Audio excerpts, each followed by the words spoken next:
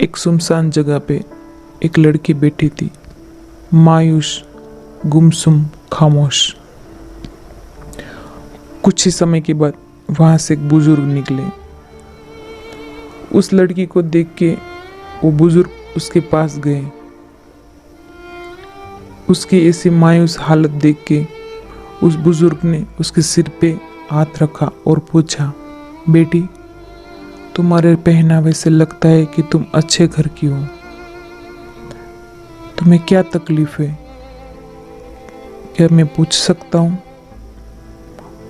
इसके जवाब में उस लड़की ने कोई भी जवाब नहीं दिया। फिर से बुजुर्ग ने पूछा कि बेटा, क्या तुम्हें कोई ज़रूरत है? लेकिन उस बेटी ने फिर भी कोई जवाब नहीं दिया। बुजुर्ग को लगा कि इसे इस हालत में छोड़ना सही नहीं है। बुजुर्ग ने फिर से सवाल किया कि बेटा, क्या तुम्हारी शादी हो गई है? इसके जवाब में बेटी ने कोई भी जवाब नहीं दिया, सिर्फ इशारे में हाँ बोला।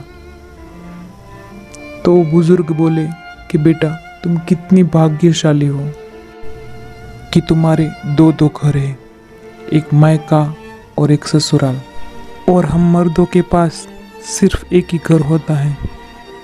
इस बात पे उस बेटी ने कोई भी जवाब नहीं दिया, पर आसमान के ऊपर नज़र रखी और बोली, भगवान, क्या ज़रूरत थी मुझे दो घर देने की, जब दोनों ही घर पराए हैं।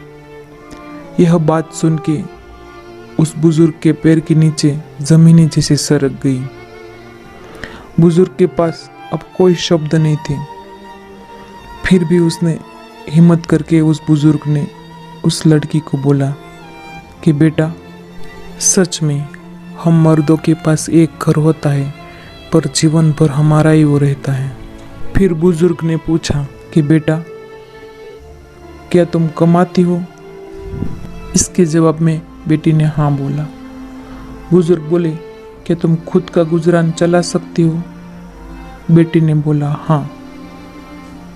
तो बुजुर्ग बोले कि तुम क्या करते हो अपनी कमाई का? बेटी बोली, मैं सारी संपत्ति अपने पति को आर्थिक परिस्थिति में मदद करने के लिए दे देती हूँ। और यह बोल के बेटी फूट फूट के रोने लगी कि जब भी घर पे कोई तकलीफ होती है तो मेरा कोई भी घर नहीं होता है। पति का घर भी नहीं, ससुराल वाले का दूसरा घर है वो भी नहीं, ना ही मायके वाले का। जब भी तकलीफ होती है घर में, तब मुझे मेरा ठिकाना ढूंढना पड़ता है कि कहाँ जाऊँ। क्यों मर्द इतने शक्तिशाली होते हुए भी विचार इतने कमज़ोर रखते हैं? यह टेक्नोलॉजी के ज़माने में हर चीज़ बदली, हर चीज़ नई आई उससे अपना लिया। मोबाइल का मॉडल भी जैसे नया नया आता जाए वैसे अपना लिया। घर का भी मॉडल बदलता रहा, हर चीज़ ज़माने के साथ बदली, सोच बदली, लेकिन अपनी पत्नी के लिए क्यों सोच नहीं बदली? यह नई टेक्नोलॉजी के ज़माने में एक औरत ने अपनी सोच बदली। घर संभालते हुए, अपना शरीर संभालते हुए, हर चीज़ में मदद के लिए उसने उसके विचार बदले। तो एक मर्द क्यों अपने विचार नहीं बदलता है? क्यों निस्वार्थ प्रेम नहीं कर पाते हैं? क्यों समर्पण नहीं दे पाते हैं? समाज के बीच रहना है, इसीलिए समाज को ध्यान में रख के सोचा होता है। तो फिर वो औरत भी समाज का हिस्सा है, उसे भी इस समाज में ही रहना है, तो उसके लिए क्यों नहीं सोचा जाता है? जो निस्वार्थ भाव से आपके पास प्यार मांग रही है, उसे क्यों समर्पण मिलता नहीं है?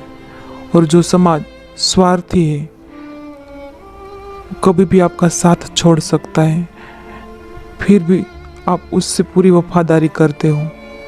और जो आपका जीवन साथी है, जो हर सुख दुख में साथ देगा, बुढ़ापे में भी वही साथ रहेगा, फिर भी उसके लिए क्यों नहीं सोचना है?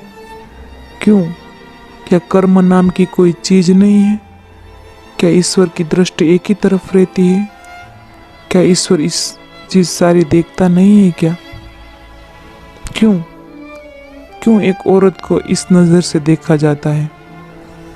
जब शारीरिक तकलीफ भी आती है या फिर बुढ़ापे में आएगी, तभी वो समाज तो कितना दूर होगा, आपको शायद भूल भी जाएगा। सब रिश्ते बुढ़ापे में धीरे धीरे छूट जाते हैं, पर एक आपका जीवन साथी है जो मृत्यु तक आपका साथ देता है। तो फिर क्यों कर्म का डर नहीं है? आखिर क्यों अहम का स्थान सबसे पहले है? क्यों अहम ही एक ऐसा कांटा है जो रिश्तों में दूरियां बनाता है?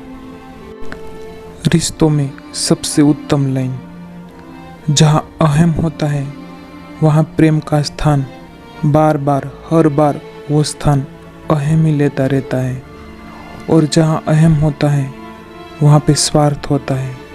अहम का दूसरा नाम खुद का स्वार्थ ही है, और जहाँ स्वार्थ और अहम होता है वहाँ पे भगवान नहीं होते हैं और ना ही कभी आते हैं।